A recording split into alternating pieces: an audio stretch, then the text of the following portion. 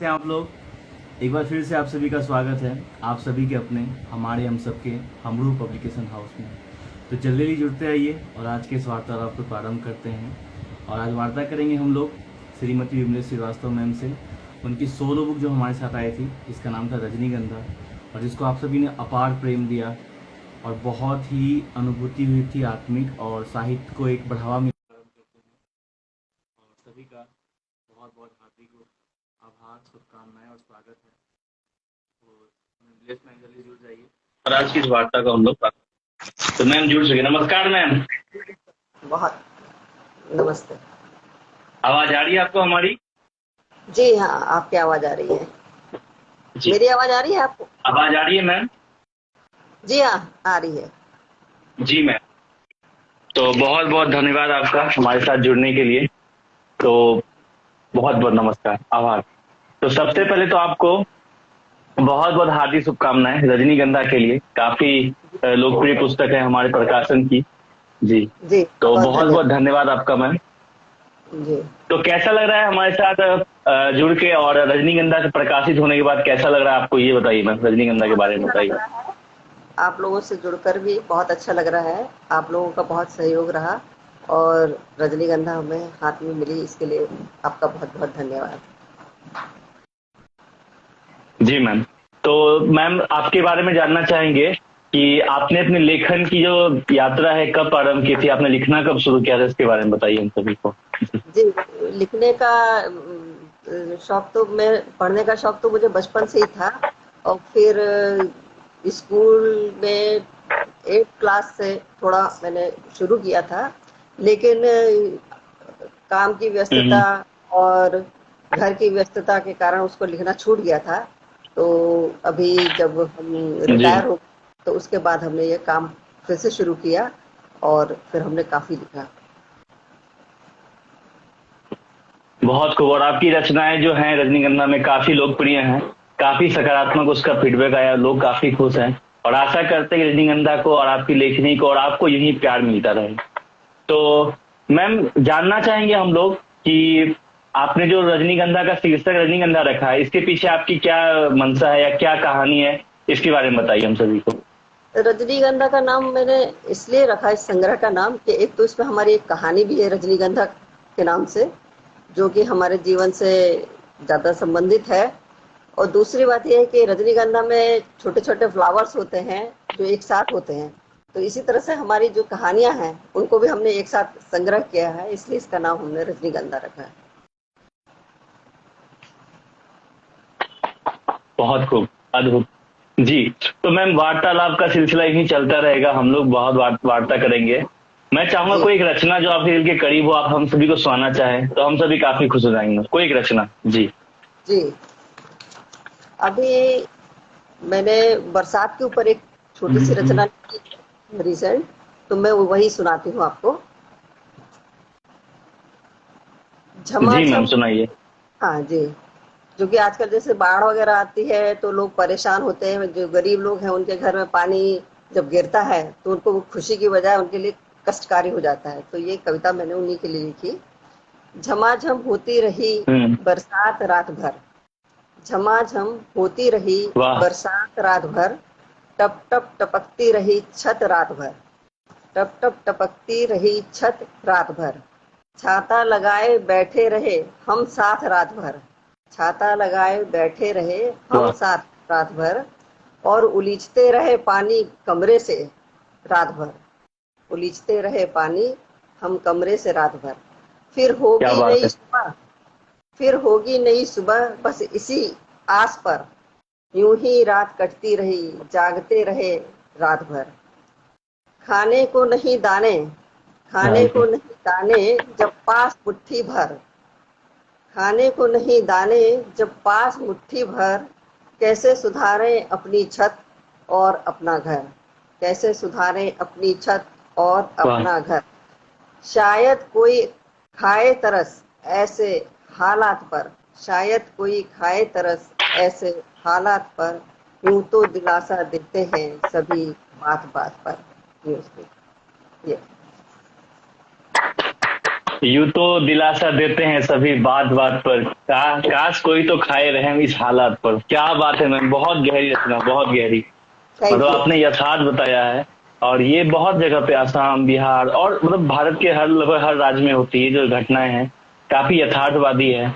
और लेखनी के समय जो आपने ये जो भाव, उस पीड़ितों के, बाढ़ पीड़ितों के जो भाव को आपने रचनाओं में समाहित किया है, इसके लिए मैं एक साहित्य प्रेमी के नाते आपसे आपको नमन करना चाहता हूँ। बहुत ही आत्मिक रचना है, यथार्थवादी रचना है। तो इसी तरह आपकी रचनाएं सुनते रहेंगे, वार्तालाप को आगे बढ़ाते रहेंगे।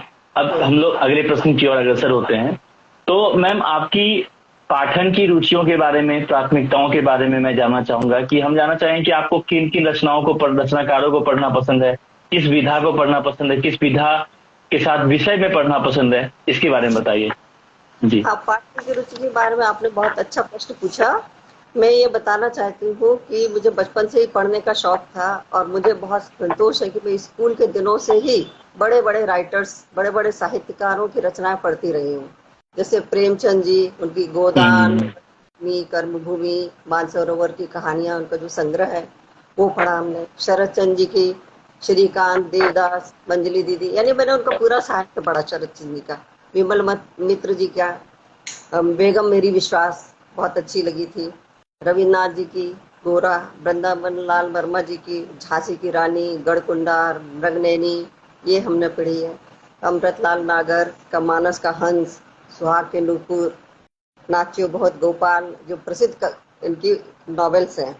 धर्मवीर भारती जी का जी जी। गुलाम, फणीश्वर नाथ रेणु का मेला अचल, जो आप लोगों ने भी सुना होगा। क्या मालती बात है। जोशी कहानियां आप लोगों ने पढ़ी होंगी, बहुत अच्छी लगती हैं। और शिवानी जी की भी हम कहानियां पढ़ते हैं।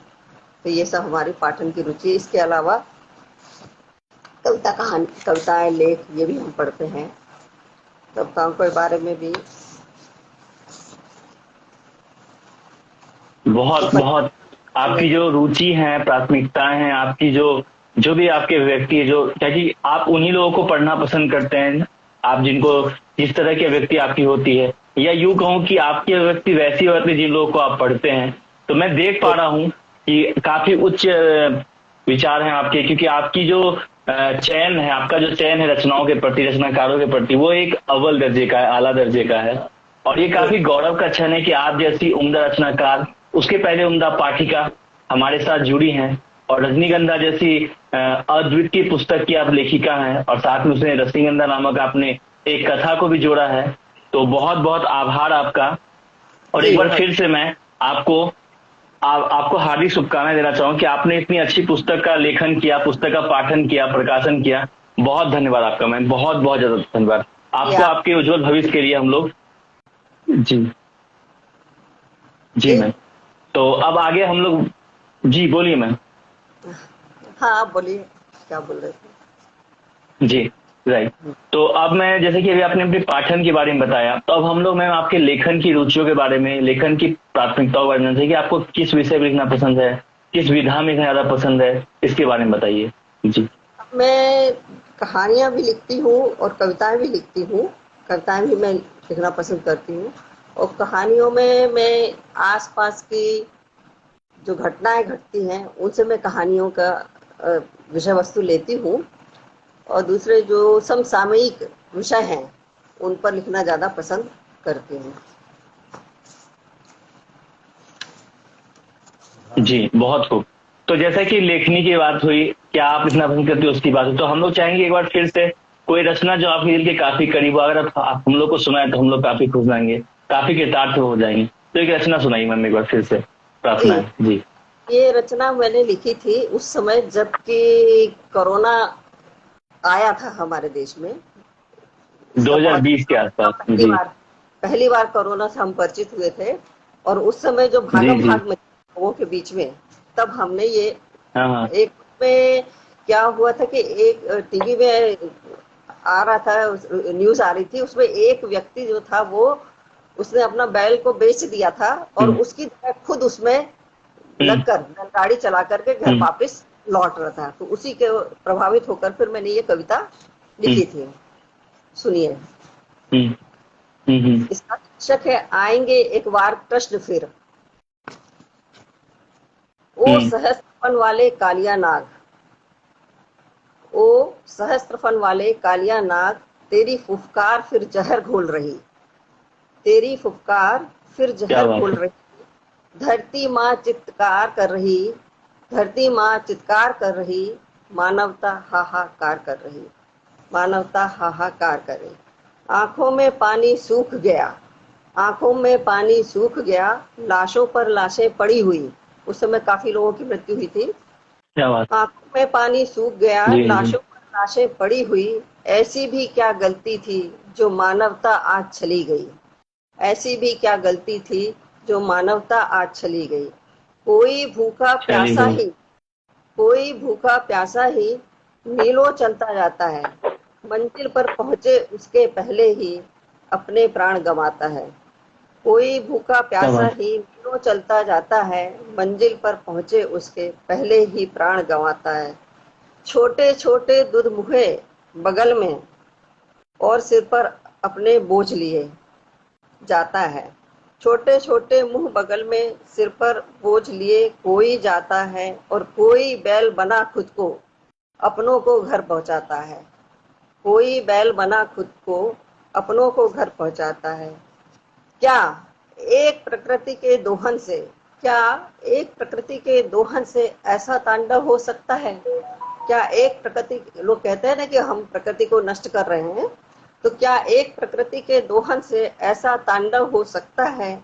मिल सके ना उपचार कोई, क्या ऐसा भी हो सकता है? मिल सके ना उपचार कोई, क्या ऐसा भी हो सकता है? पर प्रकृति, पर परिवर्तन प्रकृति का अटल नियम, पर परिवर्तन प्रकृति का अटल नियम। कर ले तू चाहे जितना जहरीला नर्तन, करो ना, कर ले चाहे जितना जहरीला नर्तन, आएंगे एक बार कृष्ण फिर, निश्चित ही होगा तेरा मर्दन, निश्चित ही होगा तेरा मर्दन।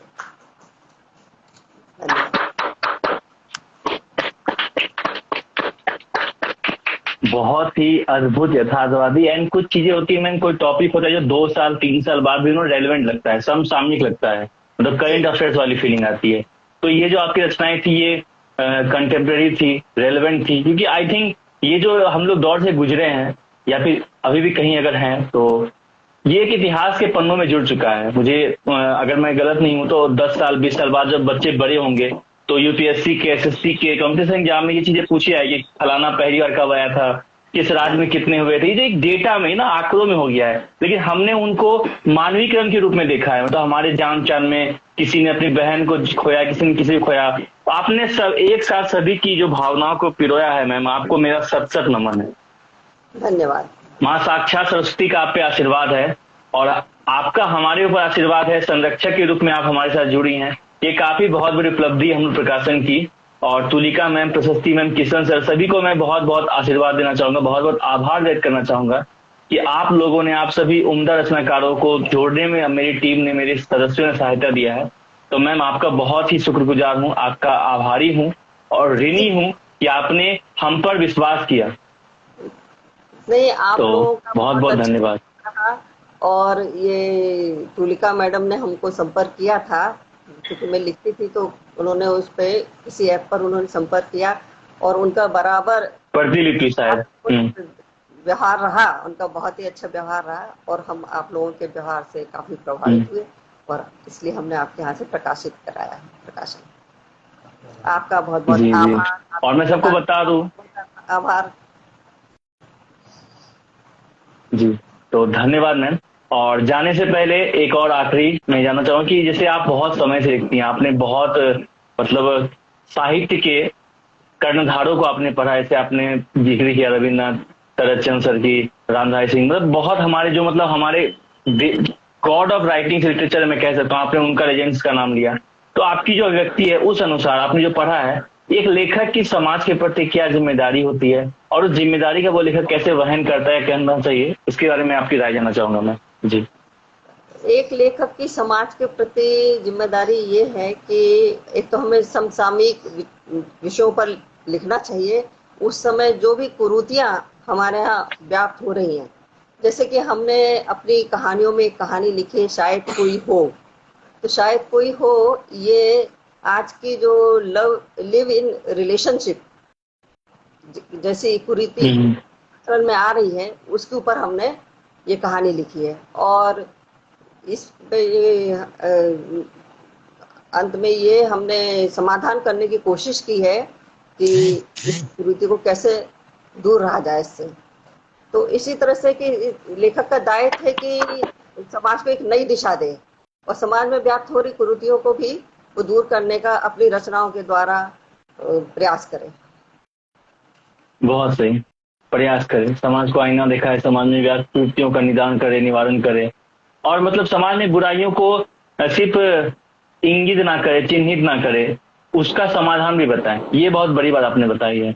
मैं आजकल के जो समसामयिक लेखक हैं या फिर तथाकथित लेखक हैं, वो क्या करते हैं कि किसी भी समाज में या फिर जहां भी आसपास में पड़ोस में बुराइयों को, कुरीतियों को सिर्फ इंगित करते हैं, उनकी ओर ध्यान आकर्षित करते हैं और फिर निकल जाते हैं। अगर आप एक जिम्मेदार भारतीय हैं, नागरिक है, सामाजिक है, साहित्यिक है, तो आपको उसका समाधान करना चाहिए। और आपने बहुत अच्छी बात कही मैम कि सच में समाधान निकालना भी एक जिम्मेदारी है। और मैं काफी सहमत हूँ, पूर्ण रूपेण सहमत हूँ आपसे, और काफी भाव विभोर हूँ कि आपसे वार्ता हो रही है। ये मेरा सौभाग्य है, हमारे प्रकाशन का सौभाग्य है।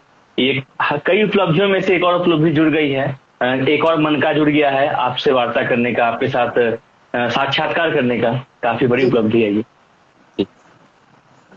तो जाते जाते मैम बस जानना चाहेंगे कि अगर आपकी कोई भी आगामी योजनाएं हैं, पुस्तक पुस्तिकाएं हैं, कोई रचनाएं हैं, या समाज के लोगों को आप कुछ संदेश देना चाहें, लेखक लेखिकाओं को, नवोदित लेखक हो, तो कुछ भी हम लोग जानना चाहेंगे जी।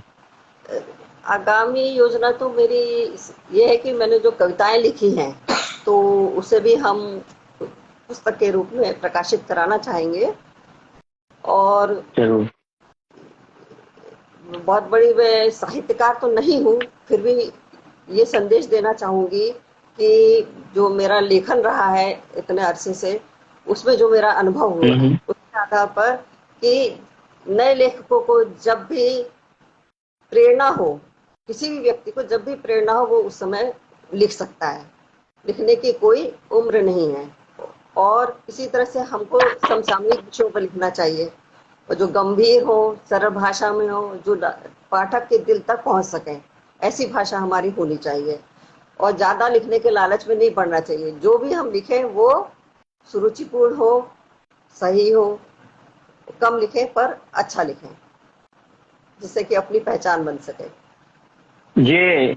ये आपका आखिरी कथन मुझे बहुत अच्छा लगा, जो आपने कहा कि ज्यादा लिखने की लालच में रहती है। क्या होता है कि हम लोग सोचते कुछ भी लिख दे और बहुत लिख दे, तो अगर वो सुरुचिपूर्ण नहीं है, सार्थकता नहीं है उसमें, या फिर शब्दों की जो कतारबद्धता है, या जो शब्दों का जो ऑर्डर होता है वो अगर सही ना हो, तो ये बहुत बड़ी बात मुझे लगी। और मैं आशा करता हूँ सभी युवाओं से, खास करके नवोदित रचनाकारों से, बड़ी राइटर से, कि आप लोग मैम की ये सलाह को सुने। जो लोग देर से जुड़े हैं, पूरी साक्षात्कार को, पूरी वार्तालाप को सुने। और ये लास्ट लाइन बहुत अच्छी थी कि आप लेखन के या फिर ज्यादा लिखने के लालच में ना रहे। आप क्वांटिटी पे फोकस ना करें, राइटिंग की क्वालिटी पे फोकस करें, गुणवत्तापूर्ण रचनाकारी हो। मैम बहुत ही सार्थक और बहुत ही साहित्यिक यह साक्षात्कार रहा, वार्तालाप रही, और आशा है कि एक बार फिर से आपके साथ जुड़ेंगे और वार्ता करेंगे। आपको हमारा फिर से एक बार नमन, धन्यवाद ma'am ji. Thank you very much ma'am, धन्यवाद जी, बहुत बहुत धन्यवाद। तो आप सभी का फिर से धन्यवाद, इतना साथ देने के लिए, प्यार देने के लिए। तो आज का ये सेशन कैसा लगा बताइए कमेंट करके, और दिल से धन्यवाद। और आप भी अगर हमारे साथ लाइव आना चाहते हैं तो जल्दी ही हमारे टीम से बात करें। हमारे साथ जो को ऑथर पब्लिश्ड हो, सोलो को ऑथर पब्लिश्ड हो, हमारे साथ टीम में जुड़ने के लिए हमें मैसेज करें और हमारा साथ दे। और आप लोगों की वजह से हम लोगों ने दिन दूनी रात चौगुनी तरक्की की है, और अभी तो बस ये शुरुआत है, बाकी बहुत ज्यादा आगे सार्थक होकर जाना है। दिल से शुक्रिया, बहुत बहुत धन्यवाद, लव यू ऑल।